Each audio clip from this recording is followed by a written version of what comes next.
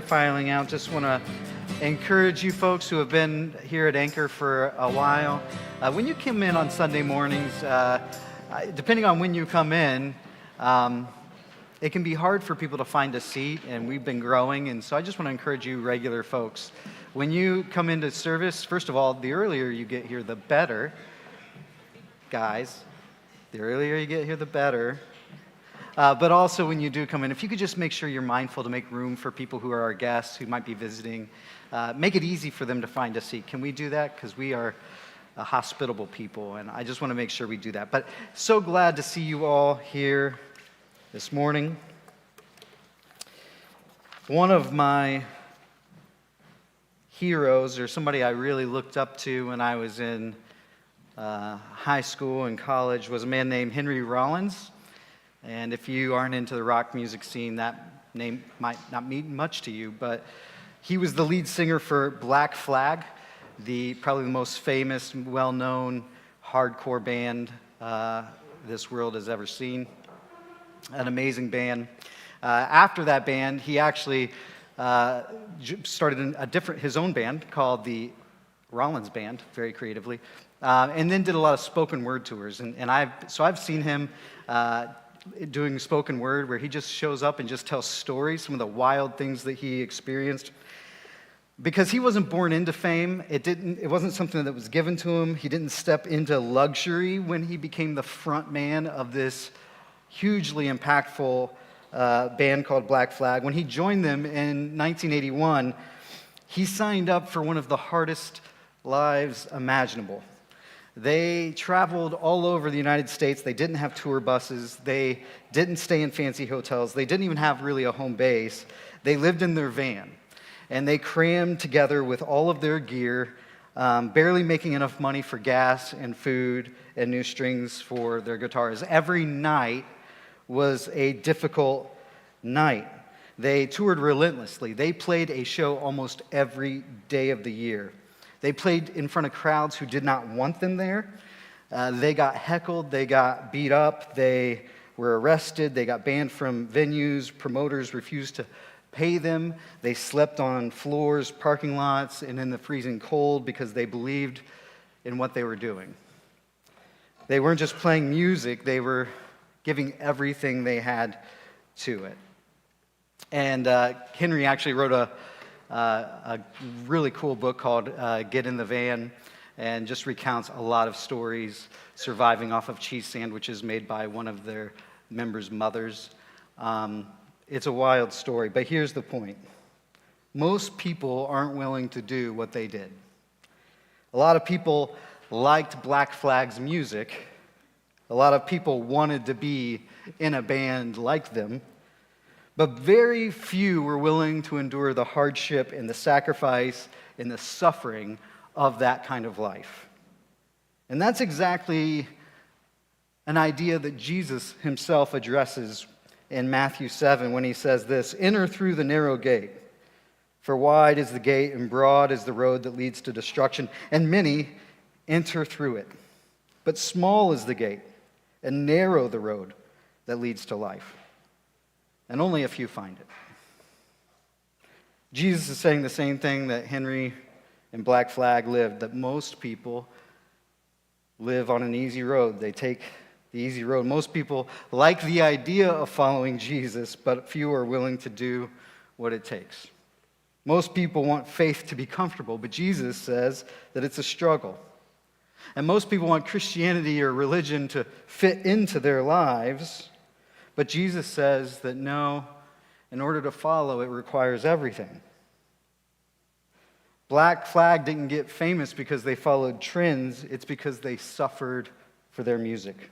And Jesus tells us that following him will require the same level of commitment. The narrow road, he said, is the only one that leads to life, and few take it. And so today, we're going to wrestle with the reality of Jesus' teaching, his own words. A lot of people love Jesus, and rightly so. A lot of people look at his teaching and still see how profound and transformative it is 2,000 years later. But we tend to kind of avoid some of these things that he says that make us a little too uncomfortable, that appear to be a little too hardcore for our liking. You see, Jesus knew that most people would take the easy road. He knew that many wanted the benefits of following him without the cost. And so in this passage, we see him making it very clear. And the passage isn't about how to be saved. Jesus is speaking to people who are already believe in God. But it's more about what real discipleship, what does it really mean to be an apprentice of Jesus? What does it really mean to follow him, not just to nod your head at the niceties and to agree with the poetic statements and beautiful images of what it means to love those around us. He goes on to warn that not everyone who calls him Lord will enter the kingdom of heaven. We talked about that last week. This is serious. Because Jesus is saying that just because you believe in him doesn't mean that you're on the right path. And that brings us to our first reality check, our first point of the morning, which is this: that Jesus promised suffering, not comfort. One of the biggest reasons people walk away from faith is because they were sold a lie. They were told, follow Jesus and your problems will go away. Or they were told, pray, if you pray hard enough, you're going to be blessed with success. They were told, if you're struggling, you must be doing something wrong. And yet Jesus never said any of that. He never promised any of those things. In fact, he kind of promised the opposite. You see, Jesus didn't sugarcoat the reality in which we live. He was not putting forward a beautiful idea that could only live inside of beautiful cathedrals.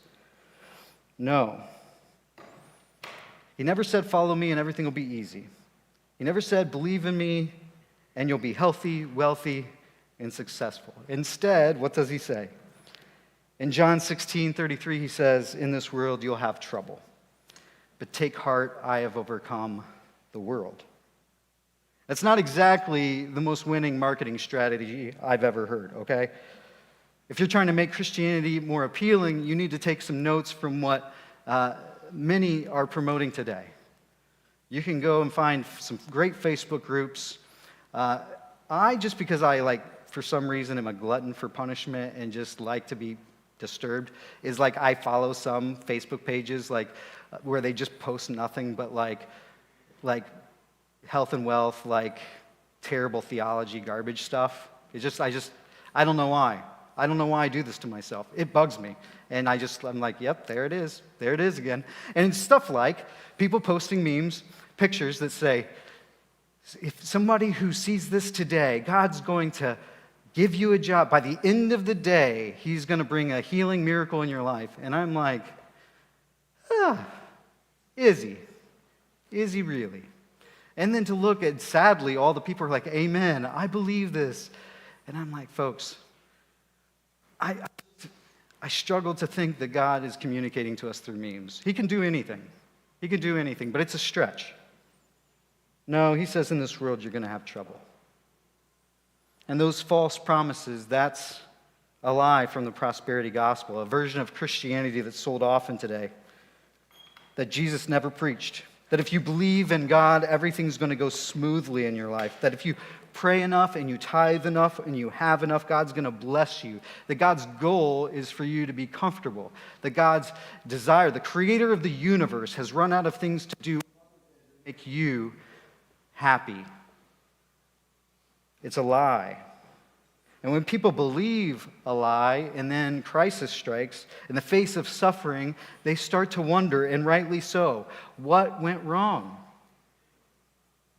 I thought following Jesus was supposed to make things better. Jesus never promised that. He promised suffering. John 15:18 through 20.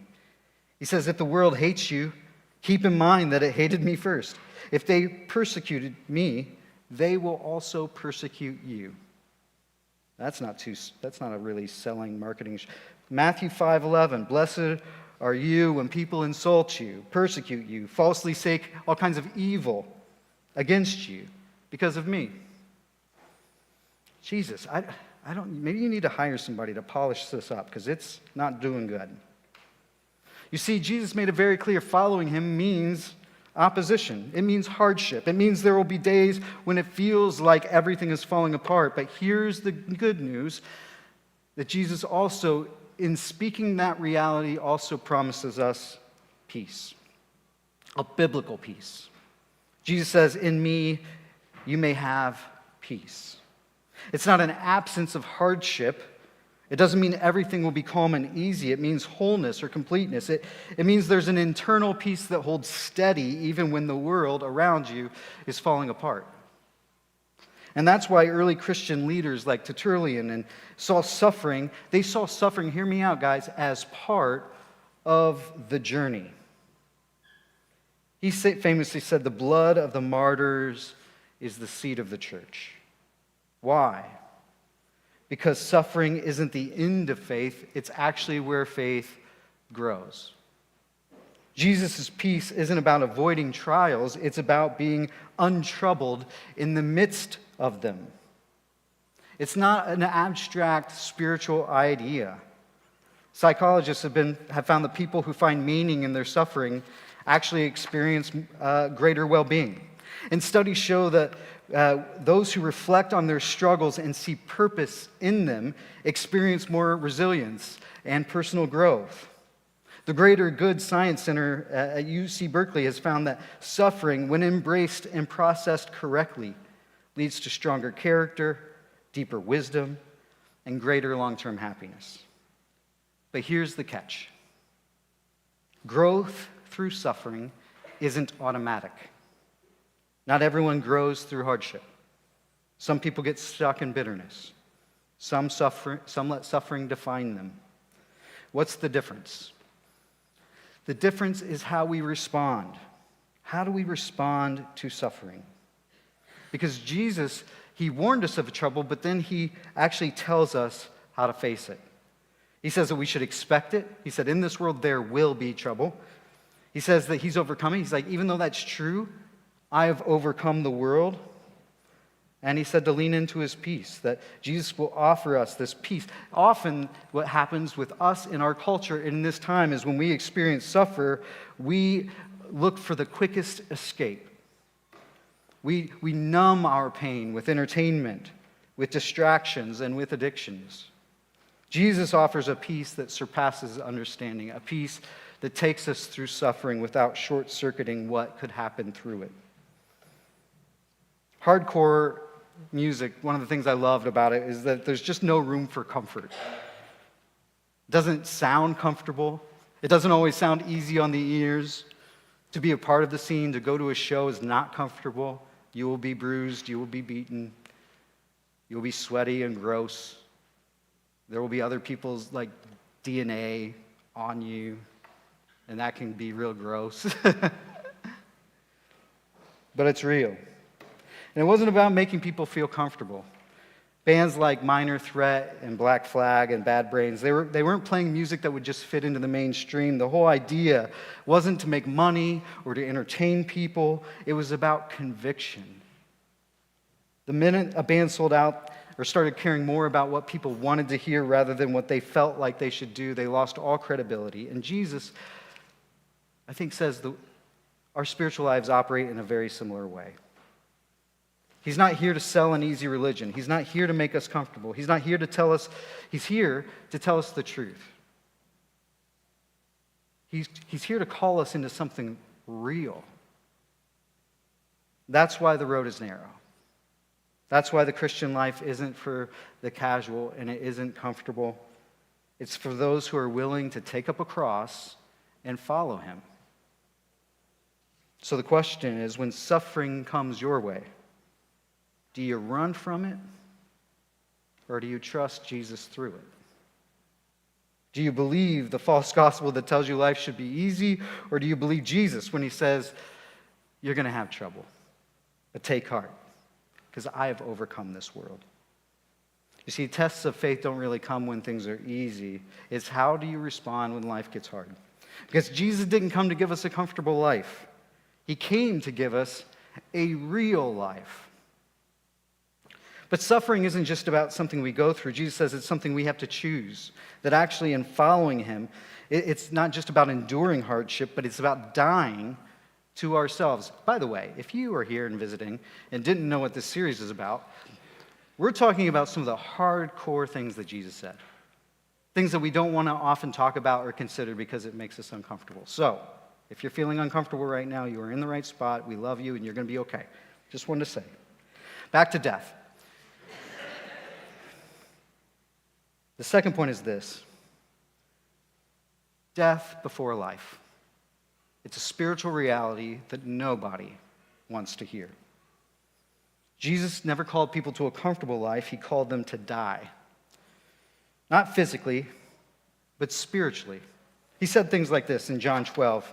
Unless a grain of wheat falls into the earth and dies, it remains just a single grain. But if it dies, it bears much fruit. See, Jesus is making it real clear. If you and I want new life, something in you has to die first. That's not the message most people want to hear. Think about it. Think about the illustration he used. Think about a seed. If you keep it on a shelf, nothing happens. It stays the same. It just sits there. But if you bury it in the ground, something changes. The outer shell of that seed breaks apart. And at first, it actually destruction. It looks like it's just decomposing into the soil. The shell breaks and splits open, but something amazing happens. Instead of what looks like destruction is actually the beginning of a new life. And Jesus is saying the same thing is true for us. If we hold on to control, if we refuse to let go of our pride and our selfishness and our plans, we stay the same. We are stuck. We are on a shelf. We are unfruitful. We are alone.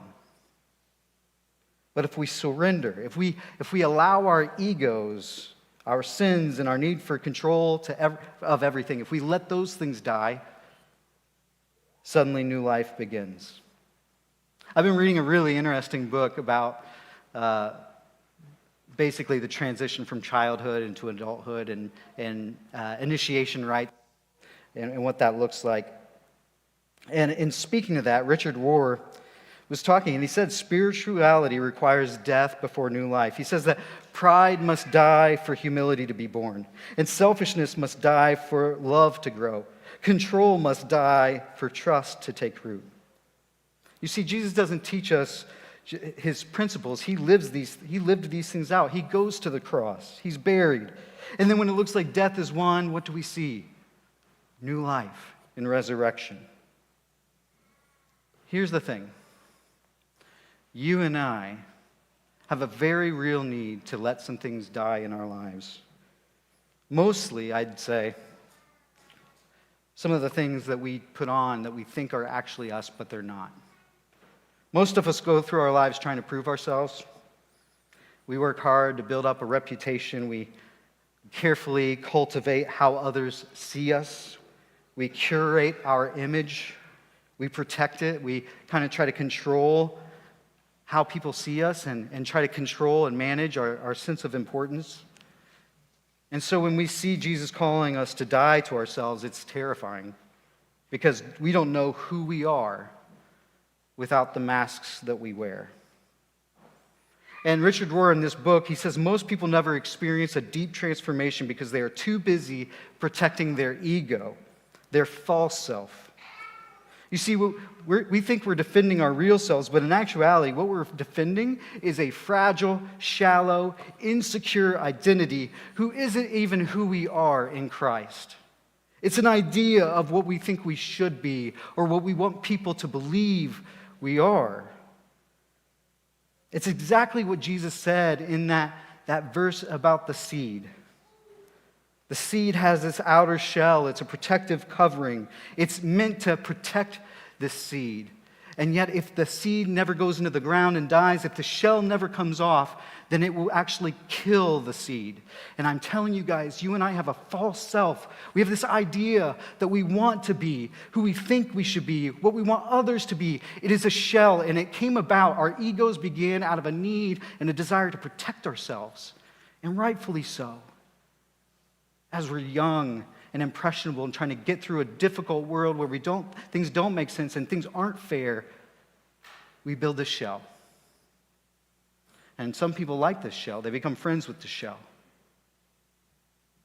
Best friends. They love the shell. But friends, if we don't let that shell break, new life will not emerge. Your false self, your ego, is not who you are.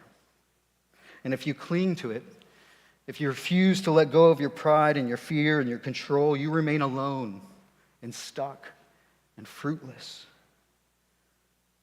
Religion is really handy for a couple of things. If you want to live and not give up that shell, religion is great because it gives you the apparatus and the ability to continue to build up a sense of self of who you are that others can see and respect. It's something you can control. You can decide how far it goes. And so a lot of people come to churches like this, read Jesus' words and love them, love him, admire it all. But really, what is it? It's just another wall. It's just another support of this outer self, this false self that's not even real. It might get saved, but you may not. You know, this isn't just Richard Rohr's idea. Augustine, Thomas Merton, they all speak about the spiritual life and the need for us to lose the false self in order that our true self, the one created in the image of God, might emerge and might become alive within us. This is what Thomas Merton said. He said, "The false self is the self that wants to exist outside of God's will and outside of reality. The false self is an illusion." You see, hardcore music, if nothing else, embraced honesty, brutal honesty. Bands wrote songs about struggle and addiction and loss and pain because they knew it. And they also knew you can't get healing without going through the hard stuff. The straight edge movement, which I was never really part of, but it was born out of that mentality. Ian MacKaye from Minor Threat, which Minor Threat, just for the record, is my favorite hardcore band. And if you want to get angry, listen to those guys. It's so good. It feels good sometimes just to get angry. Anyway, look into them. But Ian MacKaye looked at the self-destructive lifestyles of the youth around him, sawing people partying and getting into drugs and alcohol, and saw it as a way, they were just doing this because everybody around them was floating through and taking life less than seriously, and basically he said, we need to reject these things that are actually killing people. And Jesus calls you and I to something very similar. Jesus isn't here to slap a spiritual Band-Aid on your problems so that you can feel good enough to get through another week. He's here to kill off what is broken and hurting you, the things that are inside of you. He's trying to do that so that you might be made new, that you might have new life. But here's the problem. Most people don't want to die to themselves. As one person put it, I love this. Everybody wants to go to heaven, but no one wants to die. Psychology confirms this. We resist change even when we know it's good for us. They call it the loss aversion. Even when we naturally fear losing what we already have, even if we know that losing it, if giving it up, will actually lead to something better. That's why people stay in toxic relationships. It's why people hold on to bad habits. It's why people resist repentance. They don't want to lose control. But research shows again and again that real transformation happens when people embrace suffering as a path to meaning and growth. That's why Viktor Frankl, the Holocaust survivor, psychologist, author, he discovered this, that suffering is unavoidable, but those who find meaning in it are the ones who survive and thrive. But Jesus said it first. Whoever loses their life for my sake will find it. But if you try to save yourself, if you try to hold on, if you try to hold on to comfort and control and safety, what happens? You end up losing everything.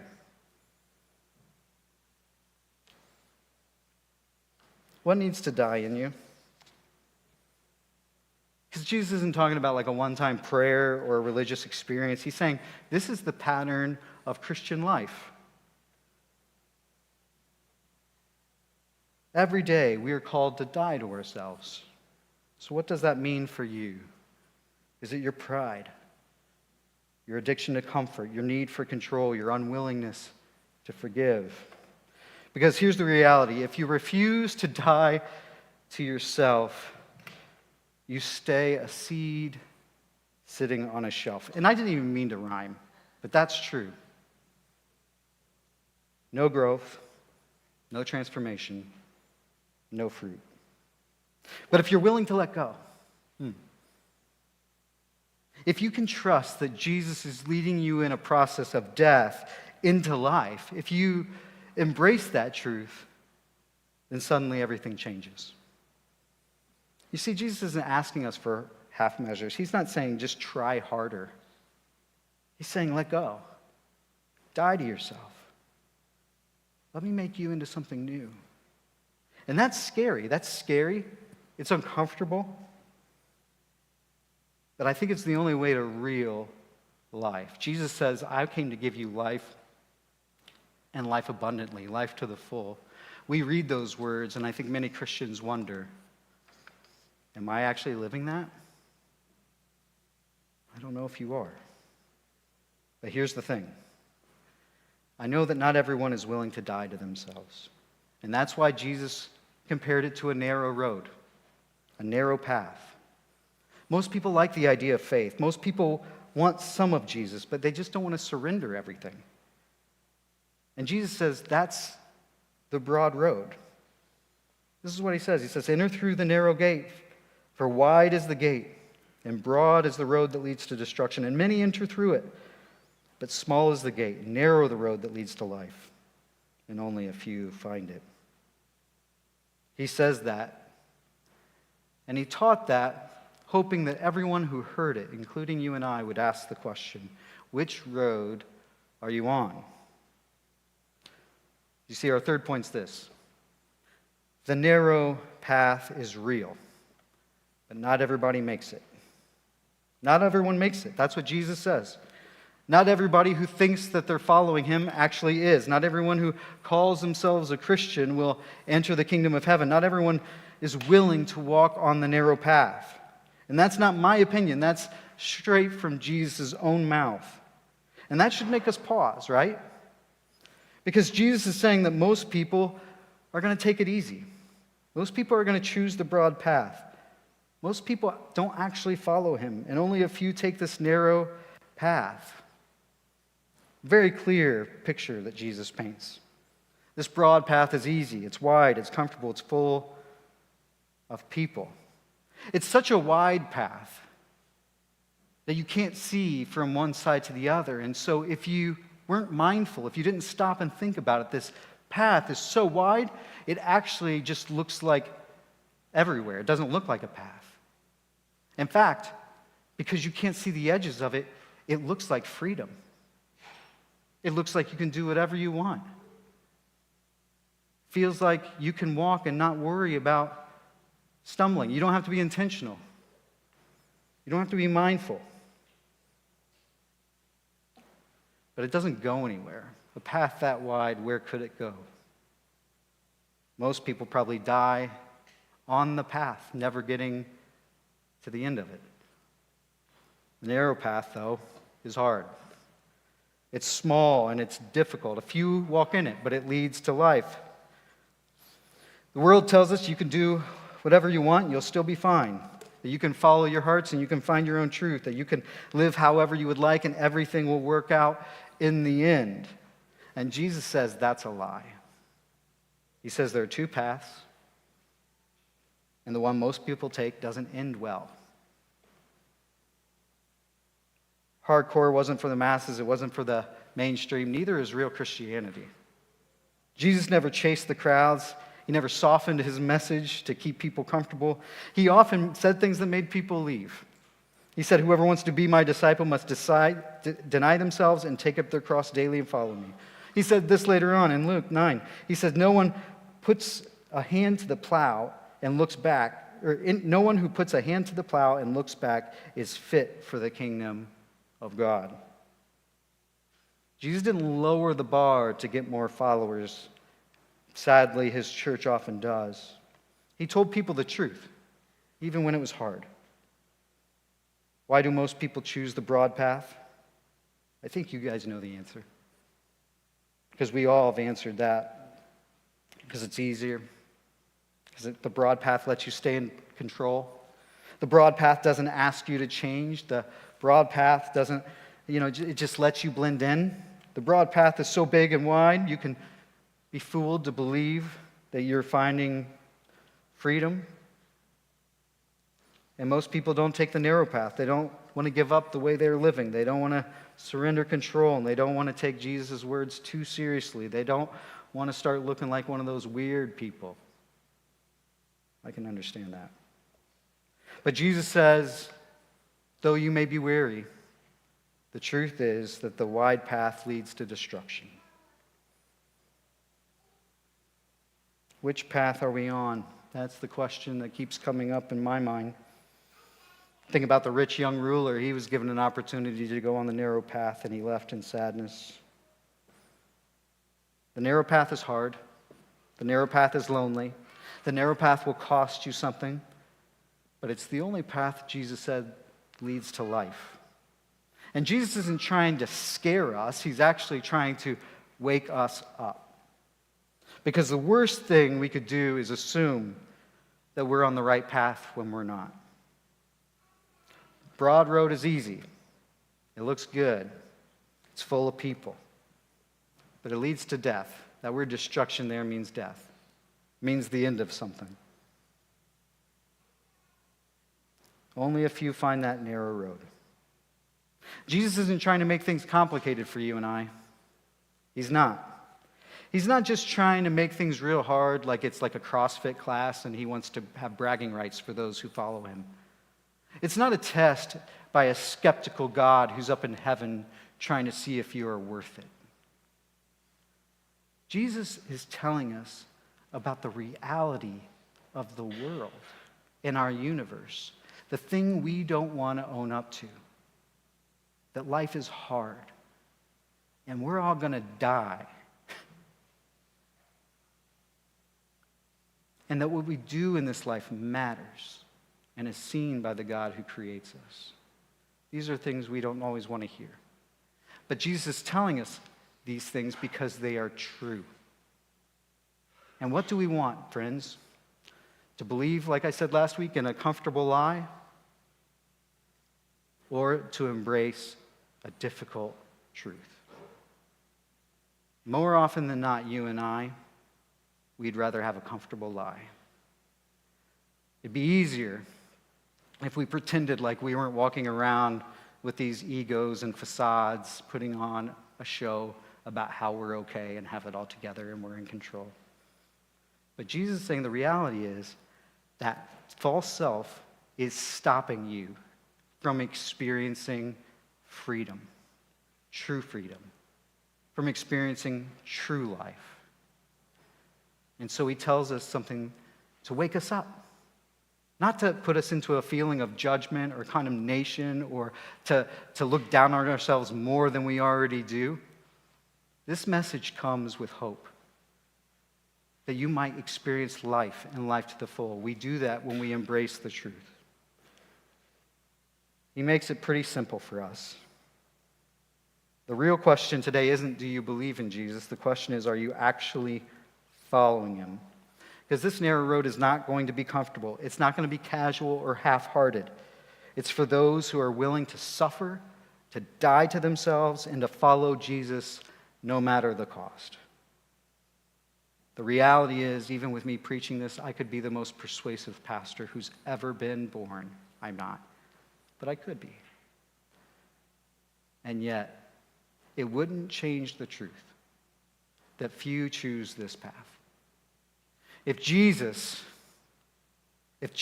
couldn't convince the huge crowds to continue to follow him, I'm not here putting any weight on myself that you will embrace this.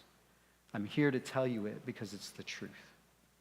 And I think more and more we should live in a world where we speak hard truths, not out of a sense of superiority or judgment or pride, because none of these things come from me. And every warning Jesus gives, I need to take just as seriously as you. What do we do with what we've heard today? The narrow road calls for a response. Jesus isn't being vague about it. God didn't lead you here to be in this room this morning by some accident, I don't believe. I think he wants us to have a wake-up call. Are you feeding and protecting and building up a false self that really isn't worth saving? Because it doesn't really bring you life. Your ego and the thing everybody believes about you and the image that you've created will die. If it dies while you're still alive, you can see your life transformed by the power of the Holy Spirit because of what Jesus has done for us on the cross. You can experience new life. You can experience transformation where instead of just trying to force yourself to do good, God enables you by the power of his Spirit to transform your heart, that you actually are growing in your ability to express love, not only to God and obedience and devotion to him, but in how you love other people. He can empower you to love people in ways that no human heart could on its own. I believe this with every fiber of my being, but in order for us to experience life, in order for us to be a seed that bears fruit, in order for us to experience this thing that in our souls we always have this nagging feeling like, this is not it. There is something more. There is something greater that can happen from inside of me. I have this spark of the divine, this soul that is longing to bust out of this cage that I feel. You can experience that, but you have to die to yourself. You got to stop playing games, and you got to stop living in a false reality. You got to stop putting on a charade and a show. You got to stop manicuring what people see and stop feeding this thing that gives you and rather than that, choose to die and say, all of this is gone, and all I can do is fall at the feet of the cross and trust in Jesus for his mercy and his life. And say, this is it. This is where I stand. He has it all. He has all of me. No more shows. And then to choose to die to yourself every day. To choose to embrace suffering. To choose to look at it and say, when I experience hardship, you should see the early church, my friends, the early saints. You should see even somebody like Peter. When they were being beaten, if you read through Acts, they're beaten and imprisoned, threatened with death, and they celebrate. They're filled with joy because they treated the disciples like they treated Jesus. And they viewed that as a success. We get to suffer just like Jesus did. May we let the things in our life that need to die, so that we might truly live. I'm going to have the worship team come up. We're going to go into our time of communion. The good news is that Jesus never asked us to walk on this road, a road that he never walked himself. He didn't just talk about suffering, he suffered. He didn't just teach about death, he died. He didn't just warn about this narrow road, he walked it to the very end. And the road that he walked ended at the cross. And yet it didn't end there. Because after the cross was a grave. But that grave led to resurrection. That death led to life. And that's why we come to this table every week. Communion is a reminder that Jesus walked the narrow road before us. It's a reminder that his body was broken, his blood was shed, so that you and I may have life. Again, just like in the natural world and the spiritual world, in order to live, something must die. And as we come to the table, let this be our prayer. Lord, help us to walk the narrow road. Help us to follow you, even when it's hard. Help us to surrender, to die to ourselves, to trust that the road that leads to life is worth it, because it is.